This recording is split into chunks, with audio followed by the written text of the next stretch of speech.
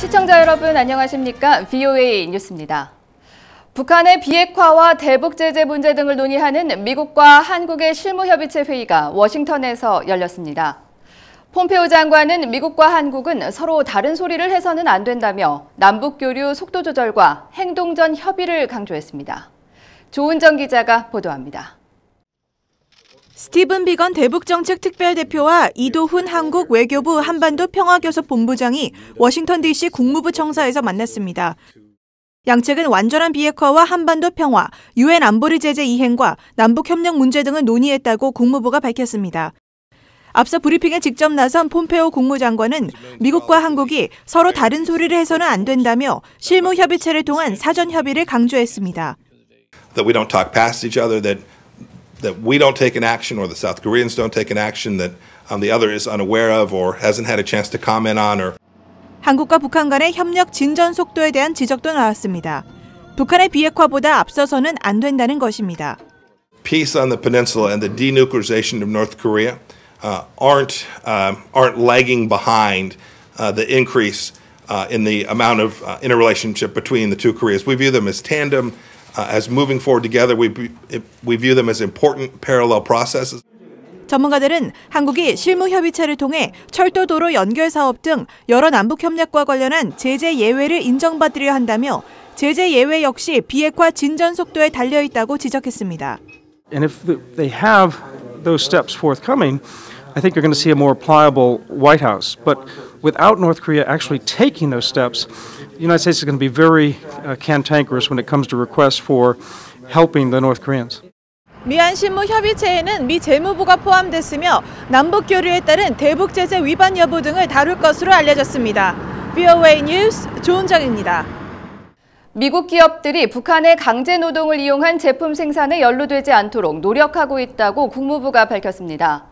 국무부 민주주의 인권노동국은 지난 7월 발표된 북한과 연계된 공급 체인을 가진 기업들의 제재 위험주의보를 예로 들면서 이 같은 내용을 19일 자료를 통해 밝혔습니다. 북한의 비핵화 협상에서 중요한 검증 문제는 국제원자력기구 IAEA를 넘어 국제사회의 협력이 필요하다는 지적이 나왔습니다. 미국은 호주의 검증을 위한 협력 방안을 논의한 것으로 알려졌습니다. 김칸희 기자가 보도합니다. 국제원자력기구 IAEA 사무처장 자격으로 과거 핵사찰을 주도했던 올리 하이노넨 미국 민주주의 수호재단 선임연구원은 북한의 비핵화를 검증하기 위해선 전 세계 핵미사일 전문가들이 필요하다고 밝혔습니다. 핵물질에 초점을 두고 있는 IAEA만으로는 한계가 있다는 것입니다. IAEA takes care of the nuclear part. There's no international organization to verify dismantlement of missiles. There's no IAEA for missiles. So therefore, you need to have different arrangements. 이어 1990년대 이라크 핵사찰 때처럼 유엔 안보리가 특별위원회를 설립한 뒤 각국 전문가를 초청해 북한의 비핵화를 검증하는 방법도 제안했습니다. 미사일 해체 검증 방법에 대한 국제사회의 동의가 필요하다는 것입니다. I think that there needs to be some kind of international organized team with a very clear mandate, very clear procedures and goals what they want to do. 이런 가운데 미국은 호주에 북한의 비핵화 검증을 위한 전문가 파견을 요청했다고 호주 언론이 보도했습니다. 미국의 제안에 호주 측은 동의한 것으로 전해졌습니다. 특히 호주는 비핵화 검증을 위해 북한에 갈 수 있는 지구 물리학자와 지질 전문가 등 여러 분야 전문가들의 명단을 미국 측에 건넨 것으로 알려졌습니다. VOA 뉴스 김칸입니다.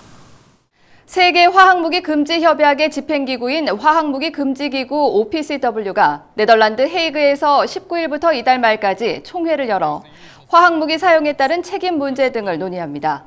이번 총회는 지난 6월 결정된 OPCW의 화학무기 사용국가 공식 지목 권한 부여 뒤 처음 열리는 것으로 시리아의 화학무기 사용과 독극물 VX를 이용한 북한의 김정남 암살 등 치명적인 화학무기 사용을 막기 위한 방안이 논의될 예정입니다.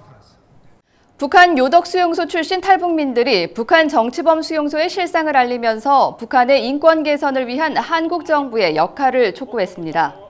김정일 부인 성혜림의 친구라는 이유로 요덕수용소에 10년 동안 수감됐었다는 김영순 씨는 북한은 인간답게 살 수 없는 곳이며 김 씨 일가에 충성했던 사람들 대부분이 수용소에서 고생하다 죽거나 처형당했다고 말했습니다. 정광일 노채인 대표는 한국의 정권 교체를 4번 봤지만 지금처럼 북한 인권에 무관심한 시기는 처음 경험한다고 주장했습니다. VOA 뉴스를 마칩니다. 시청해주신 여러분 고맙습니다.